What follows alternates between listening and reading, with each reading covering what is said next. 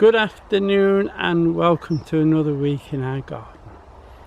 Lovely sunny day. You wouldn't believe that we had days of 9 degrees and it was very cold, and now within a week or so we've got this glorious sunshine. It's I don't know what the plants are thinking of it. Now I just show you that I've moved this frame with the mesh on off the Brussels patch and put it here ready for when the garlic arrives. Now we'll put the garlic in as soon as it arrives from browns. Now, as you know, we normally replant the garlic from our own garlic every year. I had that much rust on it this year, I've decided to have new cloves. So when they arrive we'll put those in, and I think there's a few overwintered onions to put in as well, but we'll put them all in this frame. It'll keep the allium fly off them and hopefully we'll get a better crop. Now these other plots that you can see here, I'm actually digging some straw into it, the barley straw, just to thicken it up a bit, because these plots here will be for next year's beans and peas. So we need to prepare the soil while we've got the beds empty. As you can see, I've started digging that one. I've had a lot of help with the chickens, as you can see with the mess, but we get there. This one I've just started putting the straw on. I let the chickens have the straw in their pen first, they sort it out, and then I put it on the beds and then fold into the top. This one has been done. As you can see, the straw's all in. It soon rots down with the worms and the microbes in there, but it will need a little bit of nitrogen on the top. Now we'll nip down and show you the rest of the crops that we've got in. And the tomatoes, we're still getting lots of tomatoes. I'll show you those. As you can see, the nice weather that we've got is really ripening the tomatoes now. We'll probably pick these in the week, and the plum ones in the week, and show you what we've got. As you can see, the plum tomatoes are still ripening. I've took an awful lot of leaves off so that the air and the warmth can get to them, and it really is working. And the pumpkins, as you can see, are ripening nicely, but the stems are still showing green, so we'll leave them for a little longer.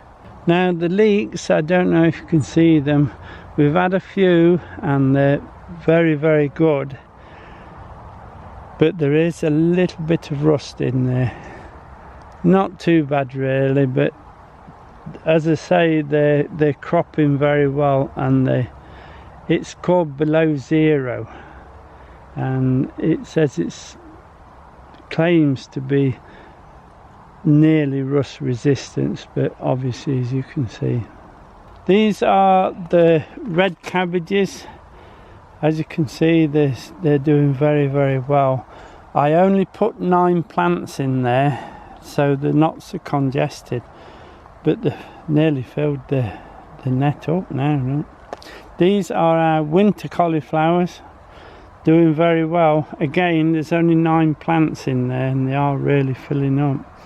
The idea being that if there are quite a few in there, they will protect from the frost as well within the cells. At this end we have a little block of celeriac, which is doing quite well. I've had a look at the bottom, they are beginning to bulb up now, so they'll be fine. These are the Brussels. Now we've taken the mesh off. They've really grown up since I took them off with the cold weather we've had. And the other thing I noticed is that since I took the mesh off, the whitefly seems to have attacked it. It's quite a few of them in there. But the Brussels are coming nicely, so I'm not too concerned. And the apples are turning nicely, but they're not ready yet at all. Look, they're still They're still hanging on yet. When they're ready, when you lift them like that, they'll just come off, and that's when we'll take them. But they're nice colour this year. They've done rather well for the year we've had. These are the parsnips. Now we haven't got a lot of parsnips. The pigeons saw to that we weren't having many, but what we've got are doing well, so they'll be fine. As you can see, look, they're doing very, very well, the parsnips. We'll just cover that up. We'll dig those out. They'll be very nice over Christmas. In this tunnel we've got, at this end, we've got a few cabbages that will mature in the early spring, obviously. The cabbages in the middle are the tail end of the mini coals. And then at the far end, I don't know if you can see, but we have some kale, which we have started harvesting, and it's very nice. The net has kept the kale very, very clean. In this tunnel at this end we have some more spring cabbage, settling down nicely. A little bit of slug damage, but that's expected. This end are some spring cauliflowers, and at the far end I've actually had caterpillars on them. I have been in and taken them all off, so they might pick up, then again they might not. I'll make that decision as they grow. I had a few plants left of the cabbage and cauliflowers and one or two broccoli. So what I've done, I've just put them under this mesh to keep pigeons off. I think everything else is attacking them, but they might make it, might not, but then there's no loss. These are some celeriac I had left over from the tunnel, so rather than throw them away, I put them in here. I think they're just beginning to bulb up a little, but they'll be fine. This one's definitely bulbing up, look, this end. What we'll do is we'll give them another week or so, and then we'll take all the bottom leaves off, and that will help the bottom swell up. These are those potatoes that we grew for hopefully Christmas. There are 5 pots in there somewhere, quite large pots. I have fed them with some general purpose feed. I'm just waiting to see if they'll flower. Once they've flowered, we'll know we're going to get some crop out of them, but there's plenty of time yet. Remember, if the weather turns really bad, we'll put them in the top greenhouse. But if it's like a cold wind, we'll just bring them into this space here and just keep them out the wind, but keep them in the cool. Don't get them too hot just yet. The carrots in these very large pots are doing very well. I haven't pulled any to check, but they're growing very well, and it seems to be working, so we'll see what we get later. We put this one in later than those, so, and the M one was planted a bit thick. We'll have to see what happens there. This is the rhubarb patch. As you can see, it's about finished now. So what I'm going to do with you today, I'm going to clear these leaves off. They're not doing anything now, so we'll get those taken off, chopped up and put in the compost bin. Now when the next load of manure brings, I haven't seen Mark, so I don't know when he's bringing it yet, but when the next load of manure comes, I shall put some of it in its raw state around the rhubarb, not on the crowns but around, and then let the winter take it in. You can see all these leaves, they're not doing anything now, look, so we'll take them off. These are about done anyway, look, so let's take them away. I'll just do this one and then I'll show you it finished. And you see, look, there's nothing. All that's going to do is fill up with slugs and all sorts, so you may as well take them away and let the roots rest. So forget it.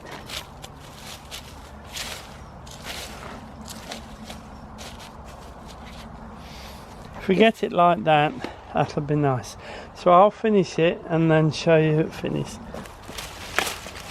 Here are just the last few.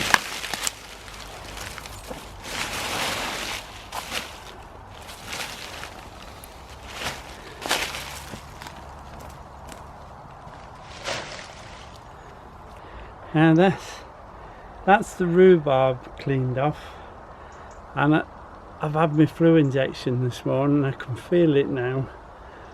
I was being brave all day saying I can't feel it, but after doing a bit of work I can feel where the injection is. Now what I shall do, I shan't fork it or rake it. I should just get the old brush and just brush the top to take the mess off. And then, as I said before, as soon as Mark brings the manure, we'll put circles of fresh manure around the roots, throw a bit of soil on it just to stop basically stop the chickens from spreading it, and leave that to overwinter. So that will be, come spring, you'll have that nice viable soil around the rhubarb, and the rhubarb will be fed underneath. Now we've just popped in the bottom greenhouse. Going to take 1 or 2 peppers for this week, but at last the chili peppers have started to turn. They need to be a little bit redder than that, but at least they're on the way. We have used 1 or 2 of the green ones and they're quite hot. But I think these red ones, when they really get red, will be even hotter still. Now, while I'm here, I'll just show you the pansies. I bought them as little tiny plugs, and I've potted them on. And as you can see, they're coming quite well now. They're putting a lot of flower on. But they've doubled in size, so they'll be ready in a few weeks to go in the front. We will have to keep coming and deadheading them. You must keep them deadheaded to keep them growing. Anything like this, it's best to take those off and then the plant will grow up again. If you don't, these tend to fall on the plant and they'll go rotten and they'll rot the top of the leaves, and then you could lose the plant. In case of going through them every now and again, another one there, look, just take them off. And I water them every day, obviously in the greenhouse, especially with this hot weather. They really are drinking quite a bit of water. Now we want a couple of red peppers and a couple of yellow peppers for use in the house over the weekend. So we'll get those while we're here. And then at some stage we're going to have to do a big pepper harvest, because as you can see there's quite a few ready now, so we really need it. Not quite, but they're nearly there now, especially with this sunshine we've got now. We really do need to harvest them. These are King of the North, nice peppers. There's one. We'll get the other one.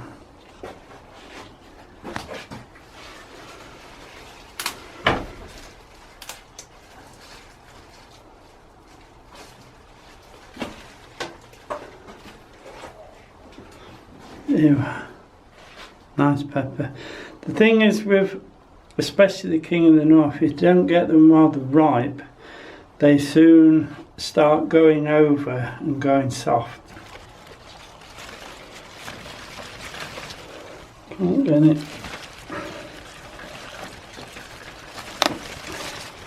And one yellow, not quite so big, but that's fine. They're not.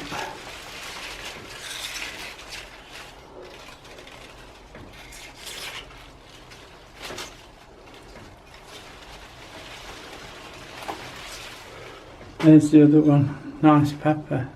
Not the biggest, but as you can see, that's ripening and it's just beginning to crays up a bit on the skin, that means it really wants picking. 2 and 2 just for in-house for the weekend. Now, we've just been discussing about harvesting all these. We will do it later in the week because Diane says we need a little bit more freezer room to get all these in. But we will come down in the week and we will film what we've harvested. Remember, if I can get the harvest done, I can get rid of the plants and get this place cleaned out ready for winter. And I also want to put some troughs in here so I can grow some lettuce for winter.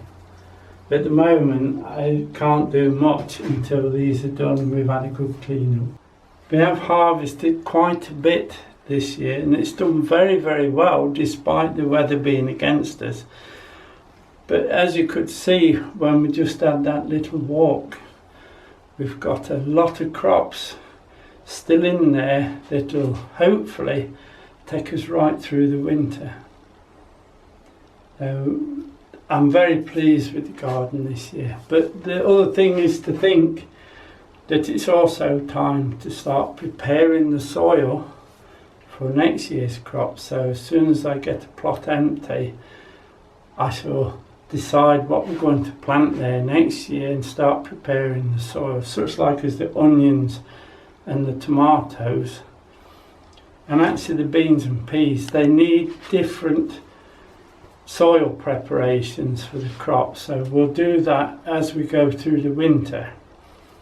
So that'll be about it for this week. I hope you've enjoyed it.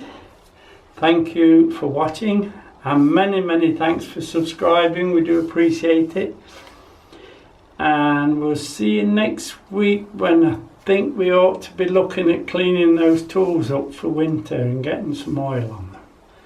So take care everyone, we'll see you next week. Bye now.